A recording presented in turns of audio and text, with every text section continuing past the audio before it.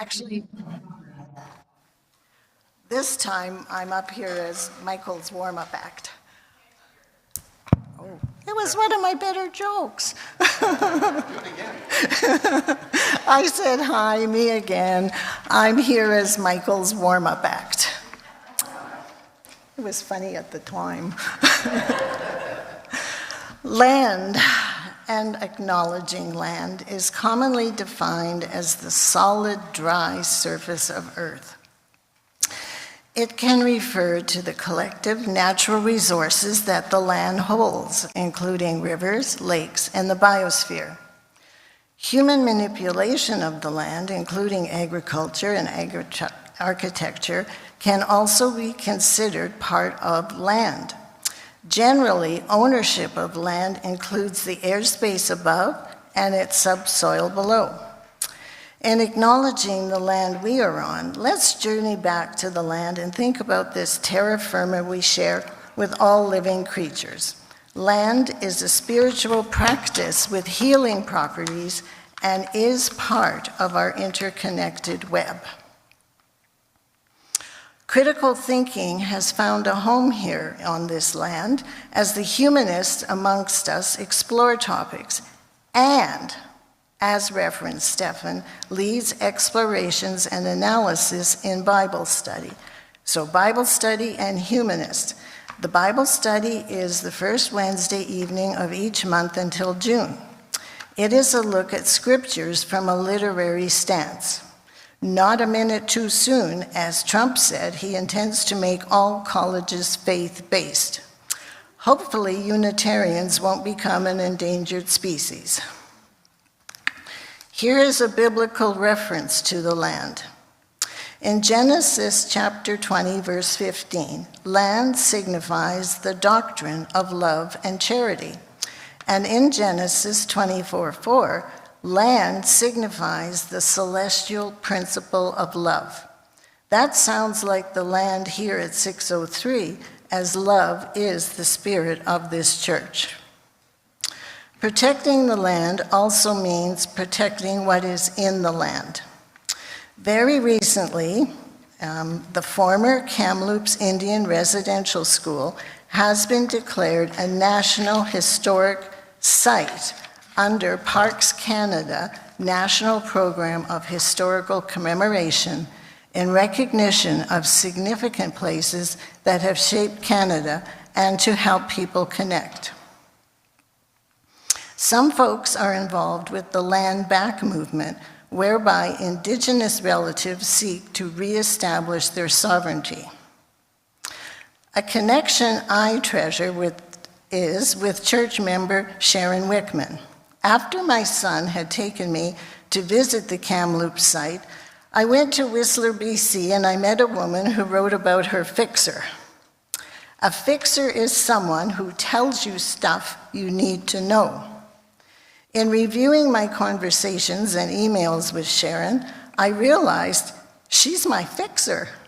Not only does she tell me of events I should attend and things I should write about, she also set up an interview for me to meet and interview a woman who had been to not one but 3 residential schools, one in Saskatchewan, one in Nepal, and the last one, the one on Academy Road.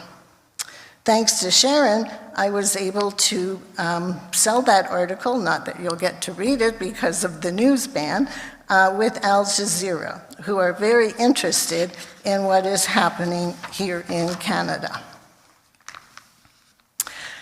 The interconnected web includes plants as well as animals. Thanks to former Share the Plate recipient Little Stars Playhouse, adult programs can explore the Little Stars invitation to learn about how to grow healing Indigenous plants from a prison program where inmates are doing just that. Think of it as food from land and not a lab. They are also writing and through a grant produce a collection of stories and poems called The Inside Scoop. And I'll leave some with Paula at the front. They are free because of a grant. and they were all written by inmates, mostly at Stony Mountain, and the messages are powerful. So, and some of them talk about all emanating from the land. Plants need water, and Canada Post has honored grandmother water walker, Anishinaabe elder Josephine Manadimin, who walked 25,000 kilometers to encourage people to protect our waters. Think Shoal Lake. So if you are at the post office, they have made a commemorative stamp to honor her efforts at looking after our water. You can't roller skate in a buffalo herd became a metaphor for me personally as I attempt to navigate some conversations with a couple of Winnipeggers who think Trump is wonderful. The one man that I talked to wears his Make America Great hat to his place of employment, and I'm working on that conversation because as a Winnipegger who was born and raised in Winnipeg, he really is championing and thinks that what is happening needs to happen. So I pull out all my Unitarian Universalist principles and Bear Clan and say, I won't judge, I value every human being, we're trying. Why I'm grateful for all this space on this land comes from mapping out all the web connections from people and ideas that I've met through this very space. Meeting a new friend who served 14 years in prison for murder. He was a residential school survivor, an abuse survivor, and found himself in a situation and ended up doing 14 years. He's become a friend, and along with that interconnected web, I've also been to a few shelters with Michael where the saying, angels fear to tread, is, I get it. All of that caused one of my kids to say, and I think he was joking, he said, maybe you could learn to knit like other grandmas. The other kid said, maybe you could get a bodyguard. But there it was, another interconnected web, hidden right here for me in plain view. Char Lynn's Yarn Works. Her Bear Clan Patrol replica sweaters that she knit have grown and morphed into orange sweaters on teddy bears that have been requested at ceremonies in Winnipeg and up north. Thanks to Char's design talent, volunteer kookums, grandmas, plan to knit for this year's Orange Shirt Day.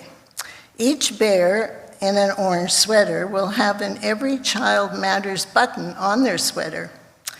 And this woman is pure genius because she made miniature orange sweaters, and we're getting the buttons Every Child Matters donated.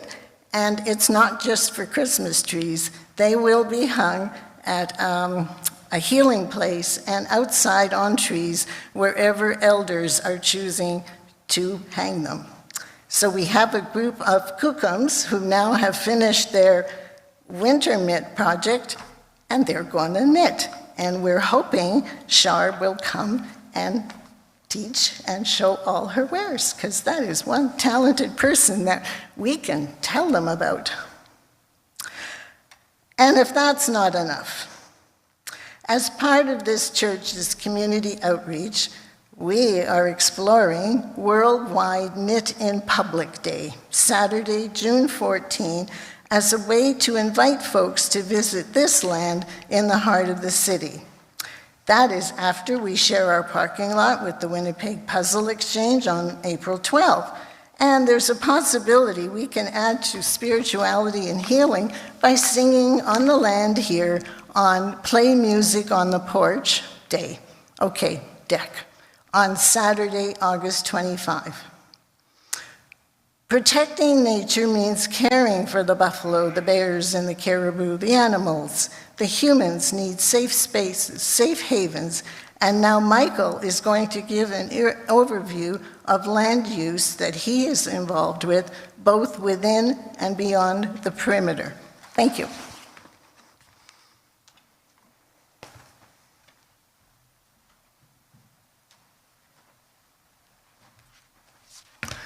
Good morning again.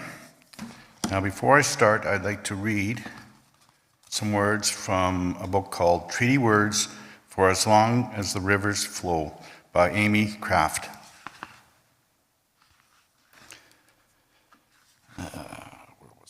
Respect for each other, ongoing responsibilities toward one another, and a constant renewal and affirmation of that relationship. What our ancestors promised was an equal and non-exploitative sharing of the land for the benefit of everyone, including all the other beings that belong to the land as well, the trees, the rocks, the water, the four-legged animals, the winged ones, the crawlers, the swimmers, everyone. Today, each of us must think about all of these relationships and how our actions will affect all of our relations. Treaties are not just words written on paper or empty promises. They are not contracts for the sale of land. They are the agreements by which our ancestors confirmed that we would share these lands without interference with respect for each other. Today, we need to better understand these values and renew these relationships which build on all of the relationships that have existed for millennia between all parts of creation. These relationships help us understand our responsibilities in these territories we call home.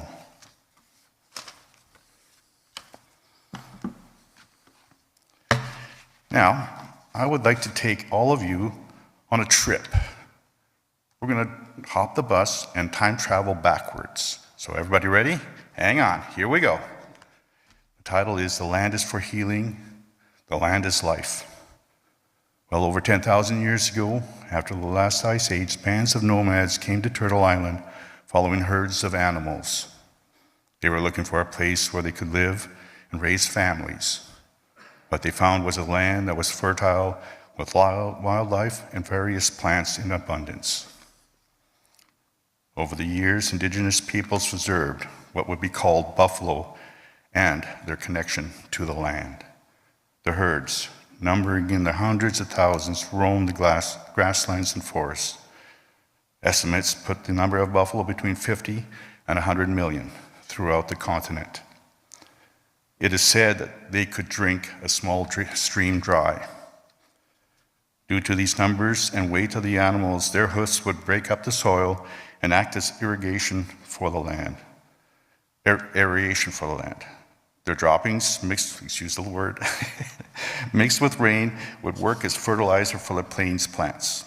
As they walked through the forest, their fur would brush against various plants and carry the seeds, which would then drop as they crossed the land.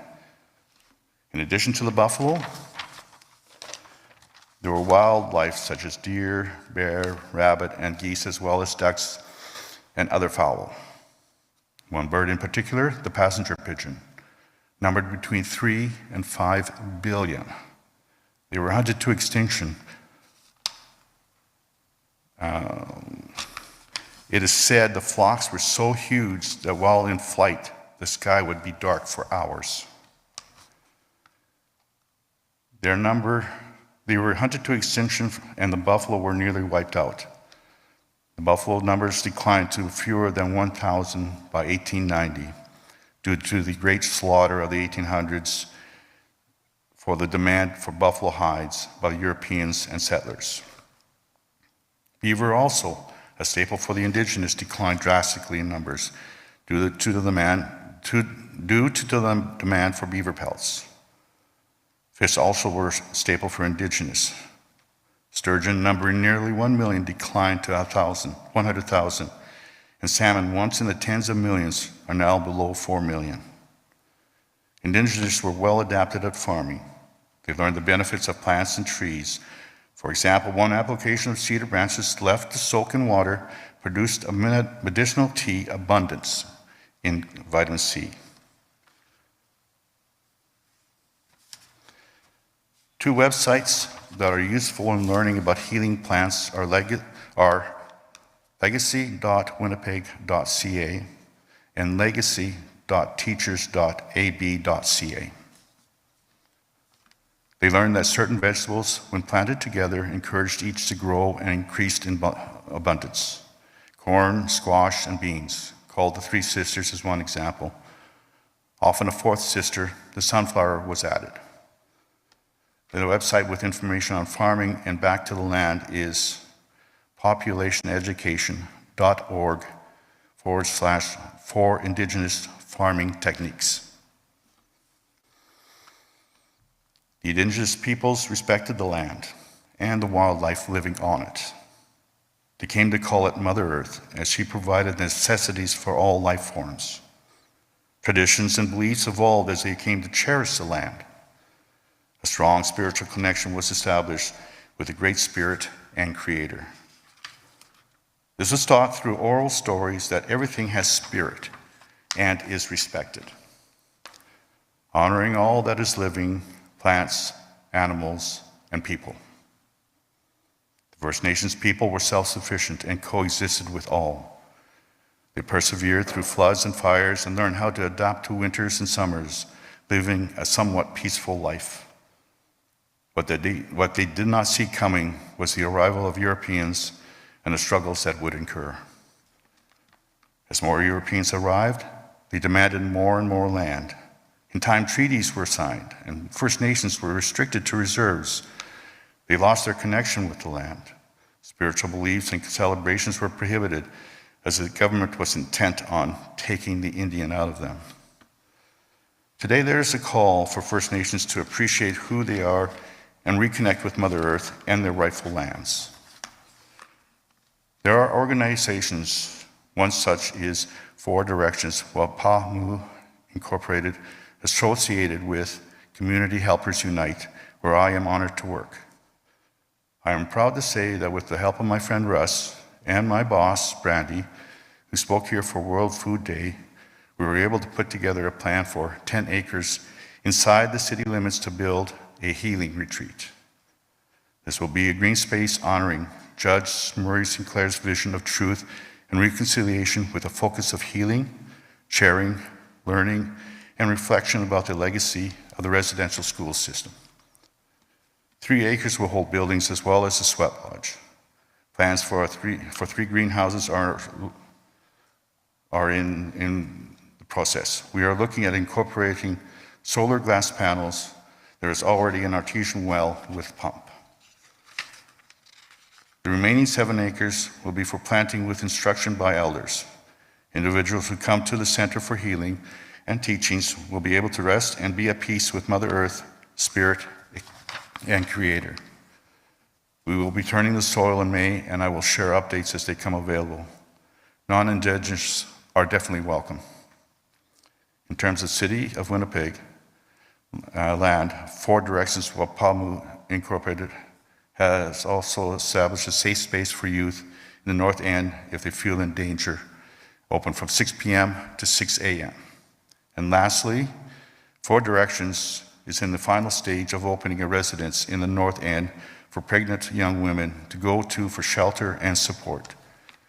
These young moms will be given the opportunity to go to the land space to rest and be safe.